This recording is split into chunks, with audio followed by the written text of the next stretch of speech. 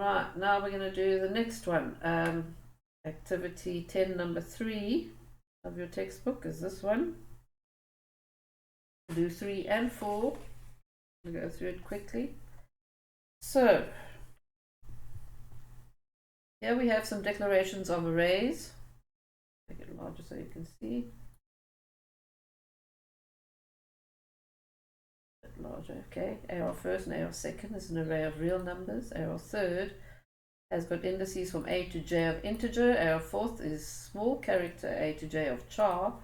And K is a char and X is an integer. Now we have to go and see if these are valid. AR fourth, box number K.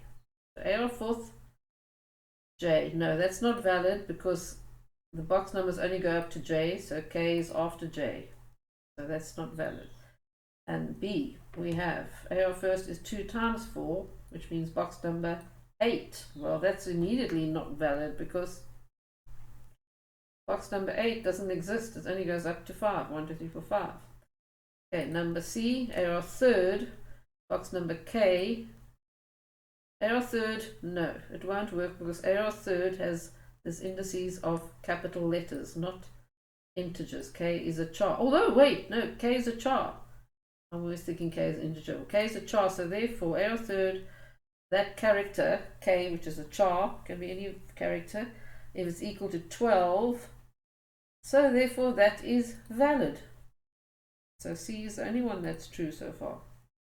Number D, AR fourth, box number X. X is an integer, so AR fourth, nah, fake, false, can't work because AR fourth indices are all little character letters.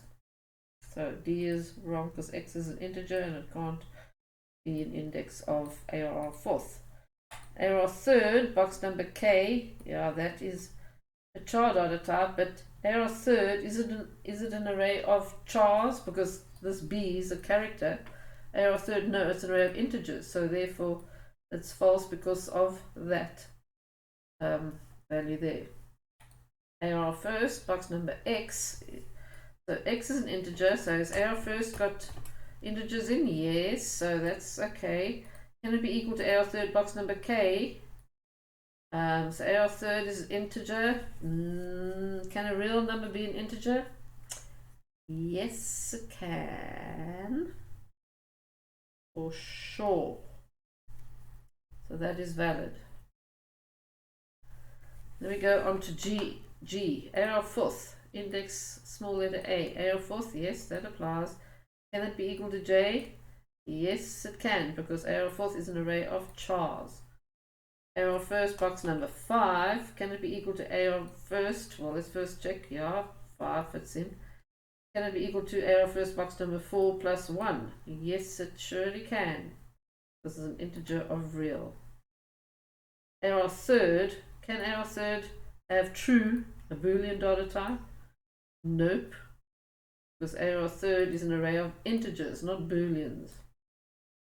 So AR first, box number X, which is an integer, can that be equal to a real number? Remember, division is a real number, so AR first, it surely can. And the X is also correct because that is an integer which correlates with that index. So there is that. Now let's go and have a look at this. Calculate in each of the following incidents if an array as a data structure is necessary or not. The total of a lot of numbers. No, we don't need an array to save a total into. We might need an array to save a series of numbers, but not the total. So, nah, not necessary. Oh, calculating the total. Yeah, calculating the total, that's a good idea to have an array of the series. I thought I was reading it wrong. It says if you want to calculate. I thought I was reading it as a storing the total. No, we'll store the series of numbers in an array and then we'll calculate the total. So yes, this would be necessary for A. Display all the values that are greater than the average of numbers. Yeah. We need an array because we need all those numbers safe so we can see which one's greater than the average. So you take a whole lot of numbers, find the average of the numbers, and you go back to go and look at all those numbers again. So if you want to go back and look at them again, then you need to use an array. So imagine people typing in 10 numbers. And you calculate the average each time they type it. But if you want to go and find which ones of those numbers are greater than the average, then you need to go and store them somewhere. So instead of storing 10 different variables, you will store an array of 10 numbers and then go through each one to see which one is greater than the average of all those numbers.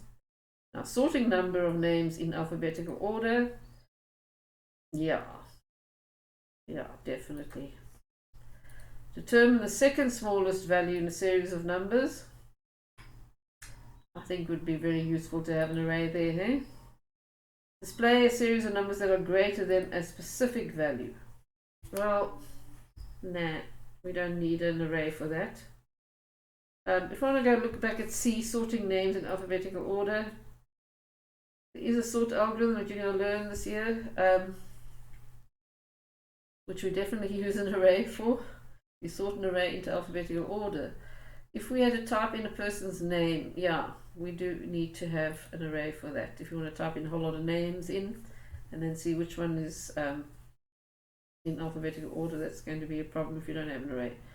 So the second smallest will also be a problem if you don't have an array, but displaying a series of numbers that are greater than a specific value, you don't need an array for that, because you can have one single value, and each time you enter a number, then you're going to see, is it greater? If it's not, then you discard it, and if it is, then you're going to go and display it. So yeah, you don't need an array for this last one. Alright, let's see if you can manage that on your own without listening to the video.